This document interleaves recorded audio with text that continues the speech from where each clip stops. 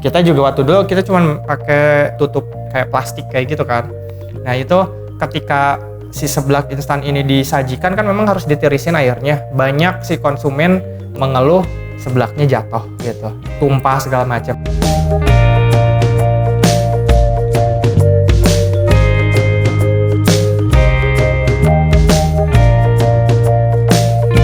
Mami Indo sendiri sih sebenarnya adalah salah satu project atau tugas kita ketika kuliah gitu. Kita bikin banyak usaha, cuman yang berhasil yang kita panjangin adalah si Mami Indo ini. Dimulainya sekitar tahun 2012 gitu, dan memang udah kayak diresmikan sekitar Januari 2013 kita langsung ngeluarin produk si seblak basah instan Mami Indo yang rasa original. Lalu 3 bulan kemudian langsung ada rasa yang kedua yang rasa rendang. Waktu dulu kita bikin usaha sebelum si Mami Indo atau seblak basah instan ini, lokasinya itu di salah satu universitas di Bandung. Di terasnya kita bikin kedai rice cup. Nah sebelahannya kebetulan itu adalah tukang seblak yang di gerobak gitu, konvensional. Nah 2012 itu tahunnya seblak basah lagi happening banget. Jadi semua pasar, di marketnya semua langsung ke seblak basah nih. Usaha kita bangkrut, paper cup masih banyak. Terus kita sempat ngeliat peluang dari situ. Ada antrian panjang di tukang seblak basah, banyak yang cabut gara-gara terlalu lama. Banyak keluhan di Twitter kalau seblak itu dibawa ke rumah itu udah pasti dingin, udah jadi nggak enak. Nah, kita kepikiran kenapa nggak memadukan usaha kita yang sebelumnya dengan bahan baku paper cup, terus kayak menjawab semua keresahan si konsumen di seblak basah. Jadi kenapa kita nggak bikin aja si seblak basah yang bisa dimakan kapan aja, di mana aja, kayak gitu. Idenya awal adalah untuk make bahan awal aja ya, kayak paper cup terlalu banyak. Terus waktu dulu zamannya Ridwan Kamil itu nggak boleh styrofoam kan, kayak ya udah ini aja nih si paper cup kita gunakan. Sebenarnya kita pengen bikin perusahaan, bukan bikin produk aja yang bergerak di food and beverage, tapi yang berinovasi. Makanya keluar seblak basah instan, dan kita juga pengen ngebuat si kesan tradisionalnya itu dinaikin level gitu. Kayak seblak basah itu sekarang udah modern banget gitu. Makanya kemasan saya bikin kayak ini ada ilustrasinya, terus kayak ada karakternya.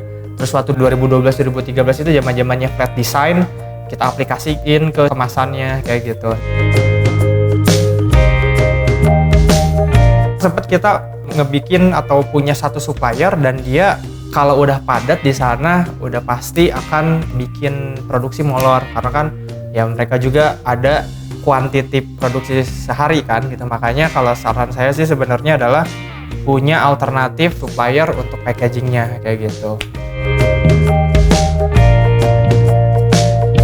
Kemasan si seblak basah instan Mami ini juga memang dari awal kita berdiri sampai sekarang ini udah beberapa kali upgrade. Yang pertama, waktu dulu paper cup-nya masih satu lapis, jadi dipegang masih panas.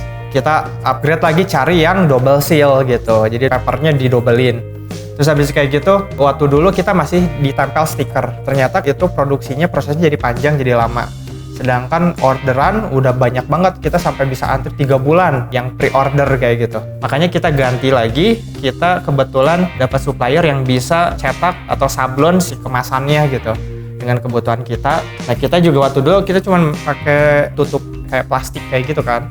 Nah itu ketika si seblak instan ini disajikan kan memang harus ditirisin airnya. Banyak si konsumen mengeluh seblaknya jatuh gitu, tumpah segala macam. Makanya kita bikin silit ini. Di sini ada 2 sisi, yang satu ketika dibuka setengah untuk ngambil bumbunya, terus dimasukin air panasnya, ditutup, ditunggu sampai 5 menit, buka di ujung satunya untuk sedikit buang air kayak gitu.